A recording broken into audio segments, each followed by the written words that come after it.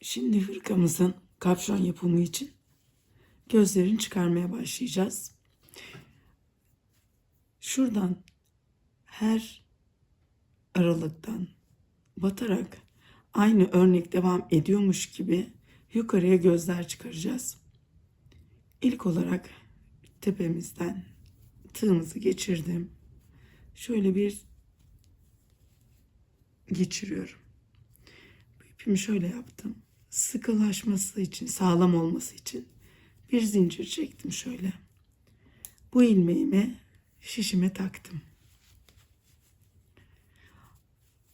Bakın daha sonra şuradaki örgümün üzerine denk gelecek şekilde şuradan bir ilmek daha aldım. Tığın üzerine taktım. Şimdi düz örgü sırasındayım. Burada da görmüş olduğunuz gibi şuradan bir ilmek çıkardım. Evet, her aralıktan, yani çünkü buralarda birer ilmek kesmiştik, onlara denk gelsin diye.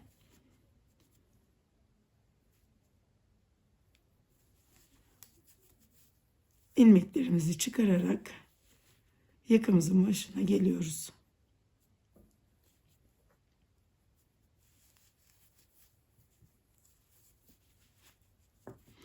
Kestiğimiz ilmek sayısı kadar göz çıkaralım.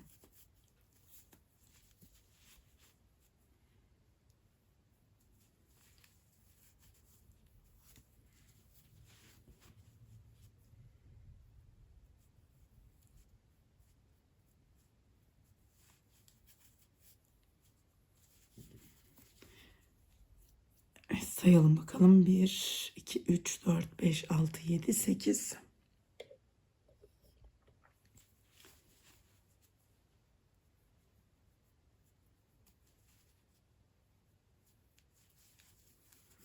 9,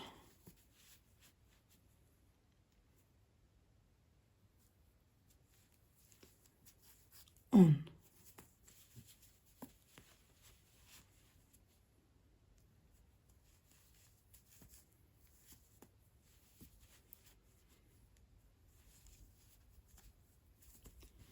12,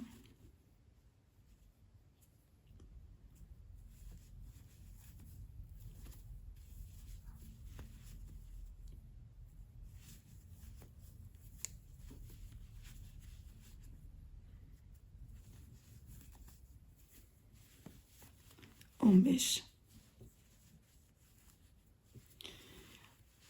Tam modelimizin, yani arka ve ön birleşiminin tam ortasından da bir tane ilmek çıkarıyorum. Orası ayrık durmasın.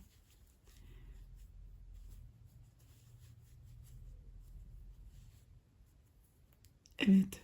Şimdi arkaya geldik. Sırttayım. Şu boşluğumun tepesinde bir tane. Buradan da bir ilmek çıkardım. Düz örgümün tepesinden de bir ilmek. Yine boşluk kısmından da bir ilmek. Bu şekilde yapıp sırt yakamızı toplayalım.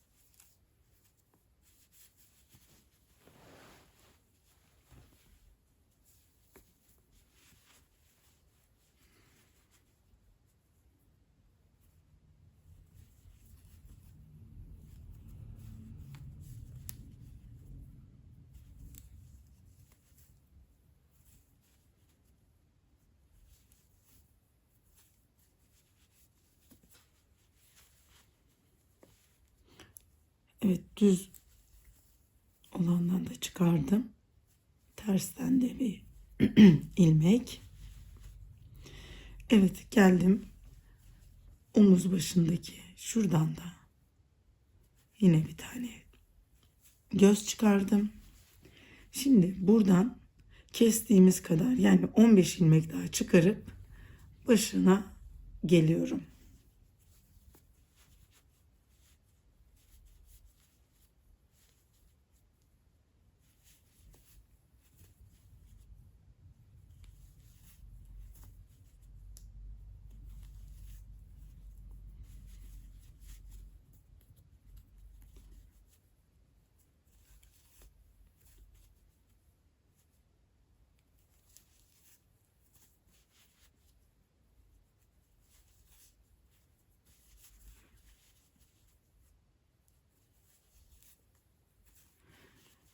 Her ters örgüden ve her düz örgüden birer ilmek.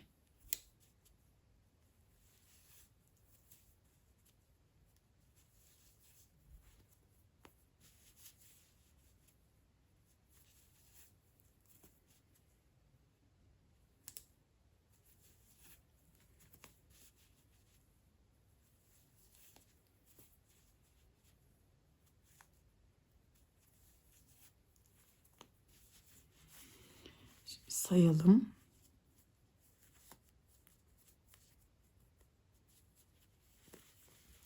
Şuradan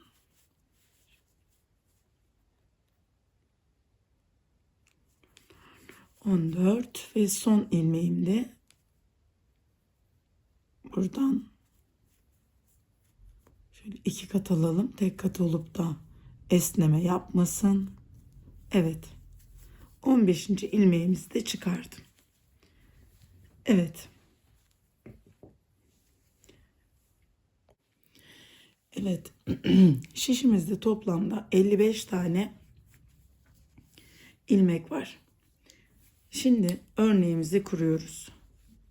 Şimdi burada örneğimizi kurarken alttaki örgümüzü baz alacağız. Yukarıdaki kapşonla bir bütünlük sağlasın, ayrım olmasın diye. Evet. İlk olarak ilmeğimi boşalıyorum. Bir sonraki ilmeğimi de boşalıp şurayı sıkılaştıralım. Üzerine ip atıyorum. Daha sonra geleni tekliğe örüyorum. Bir sonrakini boşalıp üzerini doladım. Çünkü bu ilk sıramız gibi düşünün. Buraya modeli kuruyoruz. Ne yapmıştık? İp doladık. Pardon, öreceğiz şimdi. Ördüm. Boşaldım. Doladım. Ördüm. Doladım. Ördüm. Başa kadar geldik. Şimdi modelimizi zaten biliyorduk. İpimiz hep kendi yönümüzde. İlk boşaldık. İkili gelen ilmeğimizi örüyoruz.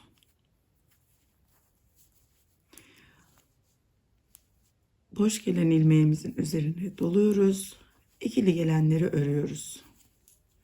Bir boş, ip doladım. Diğerini ördüm. Bir boş, ikiliyi ördüm. Bir boş aldım, doladım. İkiliyi ördüm. Bir boş aldım, doladım. İkiliyi ördüm. Bir boş aldım, doladım. İkiliyi ördüm. Evet, zaten örgümüzün modelini en başta anlatmıştım. Kapşonumuzu da bu şekilde öreceğiz.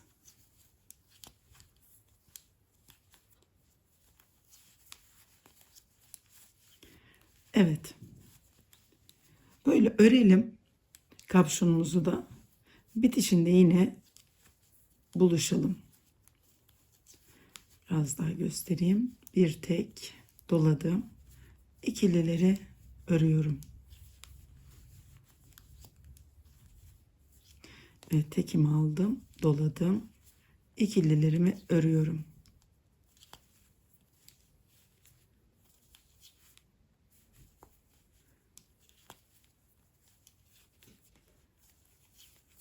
Evet arkadaşlar, ben kapşonumu bitirip geleyim. Arkadaşlar ben kapşonumu yaptım, bitirdim. Kapşonumun boyunu ben 36 santim olarak yaptım. Siz daha büyük ya da daha küçük istiyorsanız kendiniz bunu ayarlayabilirsiniz. Birleştirmesini de kapşonumuzun yani hırkamızın ön yüzünden omuz birleştirmesini yaptığım gibi bunu da aynı şekilde birleştirdim. Şimdi ben diğer kolumu ördüm. Kalın bir hırka olduğu için biraz böyle size göstermek zor olabiliyor. Diğer kolumu ördüm. Şimdi diğer kolumun göz çıkarma işlemini beraber yapalım. Burada görmüş olduğunuz gibi omzumuzun tam ortasını baz alıyorum. Ve buradaki şu görmüş olduğunuz diş diyelim bunlara. Şu dişleri sayarak 30 tane ön yüzde, yine aynı şekilde 30 tane de arka yüzde ayarlama yapıyorum. İşaretleyici iğnelerimi koydum. Şimdi beraber yapalım. Ben bunun için bir tığ yardımıyla yapıyorum. Tığım da ipime uygun olması için 4,5. Şöyle bir zincir başlaması gibi başlama yaptım.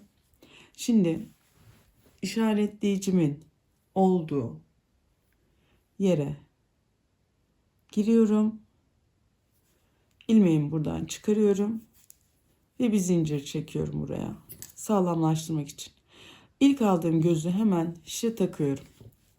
Bakın yanındaki dişten bir tane ilmek daha çıkarıyorum ve bunu da şişe geçiriyorum.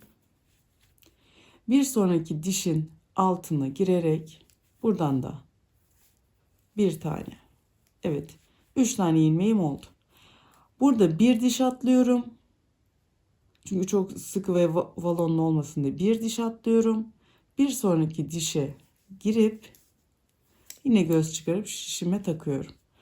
Bir yanındakinden daha bir tane daha. 3 tane yan yana yapıyorum. Dördüncüyü atlıyorum. Bir sonraki dişe geçiyorum. Evet, birincisi yanındaki bir diş.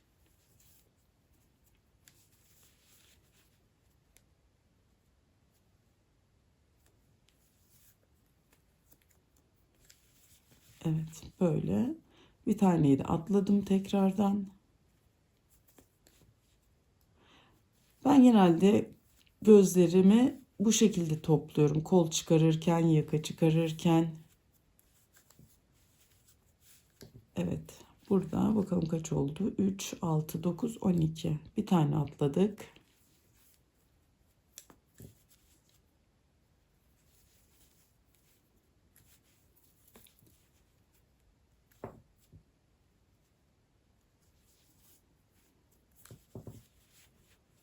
Yine bir atladık. 3 tane dişi peş peşe göz çıkarıyoruz.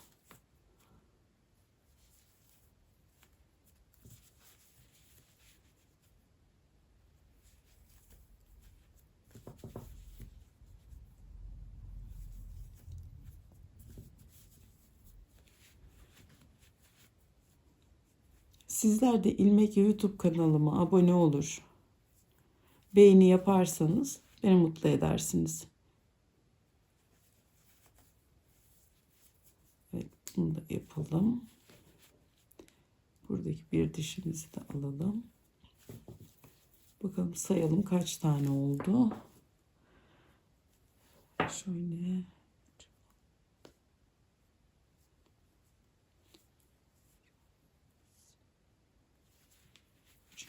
Evet, tam ortaya gelene kadar 23 tane ilmek çıkardım.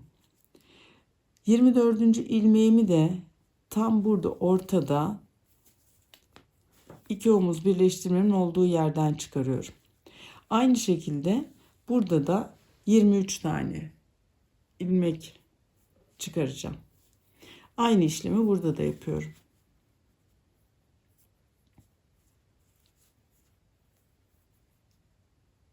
İlk gelen dişimize girdik. İkincisi, üçüncüsü. Biri atlıyoruz, diğerine geldim.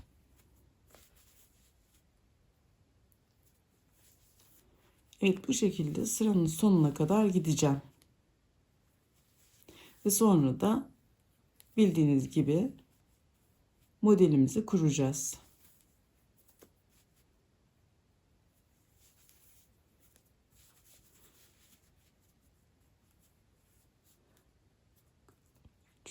Evet, bir tane daha yanında yapacağız. Bir dişimizi atladık. Şimdi sıradakindeki.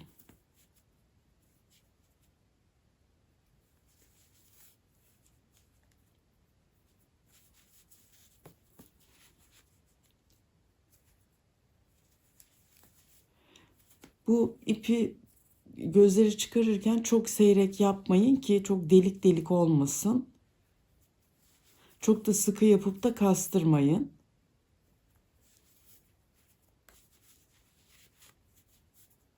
Burada benim yaptığım gibi şuraya batmam lazım.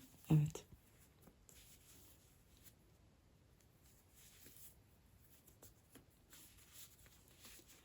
Şimdi yine bir diş atlayıp diğerini yapıyorum.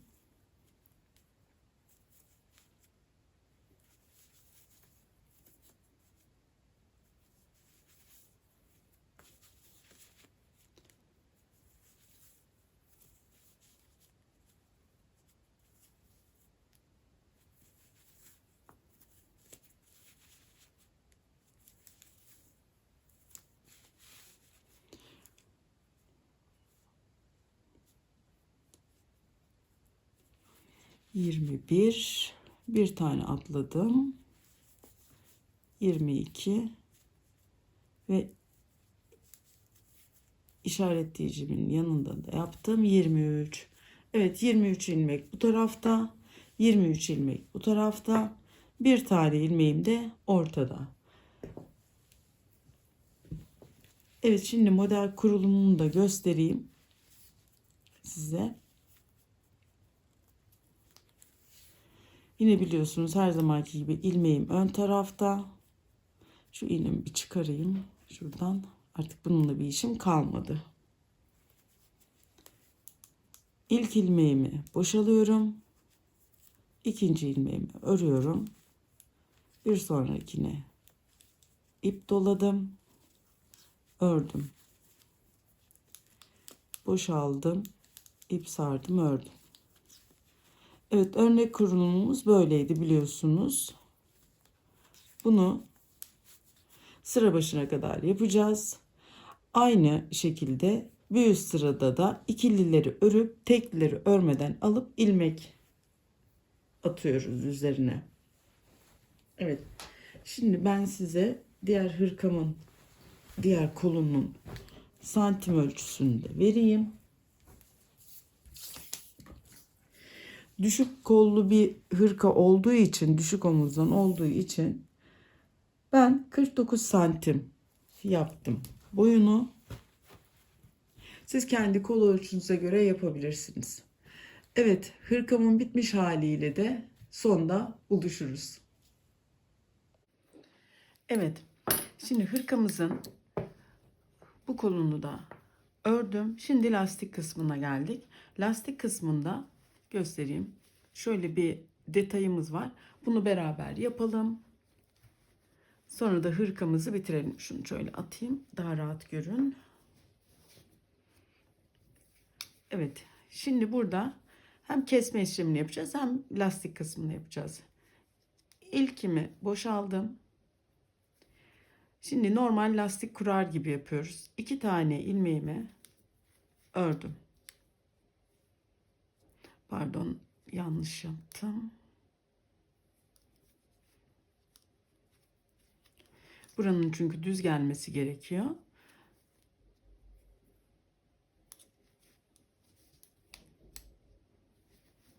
Şöyle.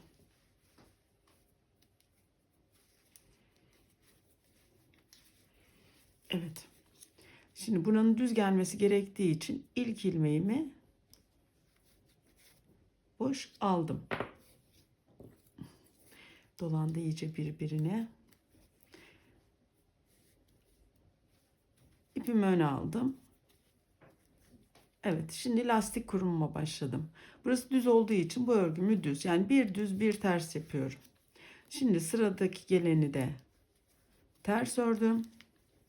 Şimdi burada 1, 2 şu çiftli olanı bir sayıyoruz. 1, 2 ve 3. 3 ilmeği birlikte alıp şöyle düz örüyoruz. Bir diğerindeyim. Bunu ters ördüm. Burada gelen sırayı kesme yapmadan düz ördüm. Yani iki birleştirip bir aradaki düzü düz olarak örüyorum. İkilimi ters ördüm. Şimdi geldim tekrar kesme işlemine. Buradaki iki düzü tek düze indirmek için bu işlemi yapıyoruz. Tekrardan 1, 2 ve 3 ilmeğimi birlikte, biraz sık örmüşüm, biraz zor olabiliyor, düz aldım.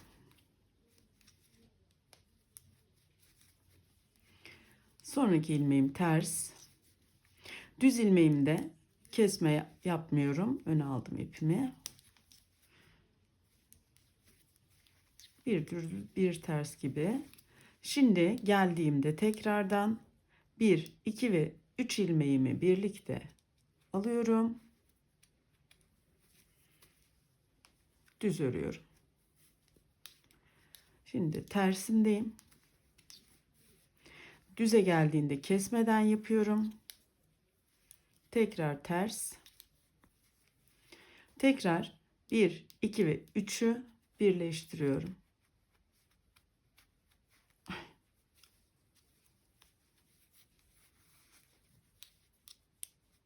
Evet. Ters ördüm. Düz ördüm. Bunu da ters ördüm. Şimdi tekrardan yine 3 ilmeğimi birlikte alacağım.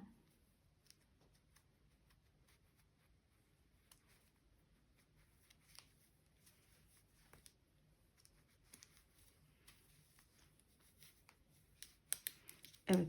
Bakın şöyle olmuş oldu. Şunların ikisi tek bir düze indirgemiş olduk. Ve lastiğimizi bileğimize göre biraz daha daraltmış olduk. Çünkü bu kısımda böyle daraltmamız gerekiyor ki burası balonlu, balon gibi dursun. Evet. Şimdi tersindeyim. Bir düz, bir ters.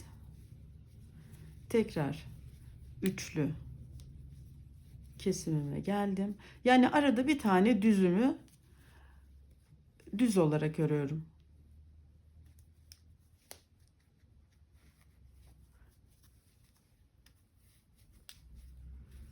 Şimdi bir tersteyim. Kesmeden bir düzümü örüyorum. Tekrar tersteyim. Düzüme geldiğimde 3 ilmeği bir alıp tek bir düz yapıyorum.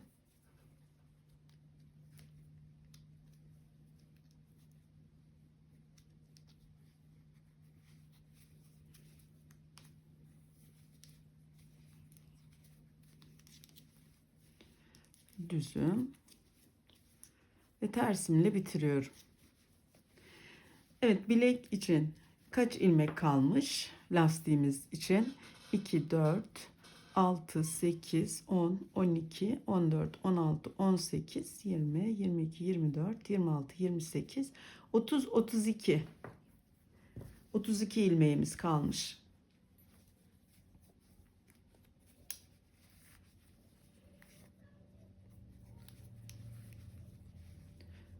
Toplamda 47 ilmeğimiz vardı. Bunu 32'ye indirdik. Şimdi düz ilmeğimi boşaldım. Tersim ters.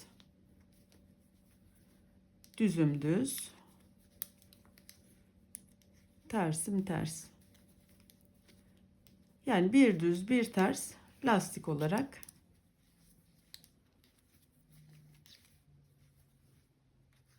örgümüzü bitireceğiz.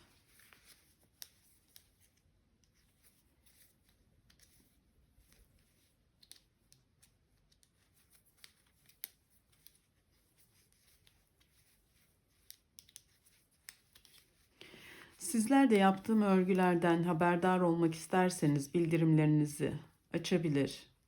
YouTube kanalıma abone olur, yorum atar ve beğeni yaparsanız beni çok mutlu edersiniz.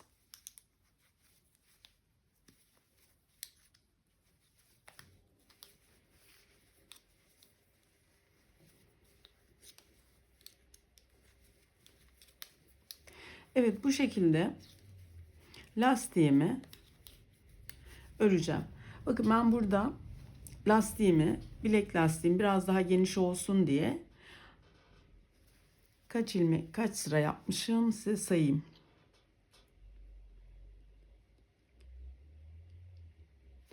14 sıra bilek için lastik yapmışım. Önlerdeki başlangıç sıramda 10 taneydi. Evet, şimdi bu hırkamızı da bitirip dikimini yapacağız. Sizlere de kolay gelsin.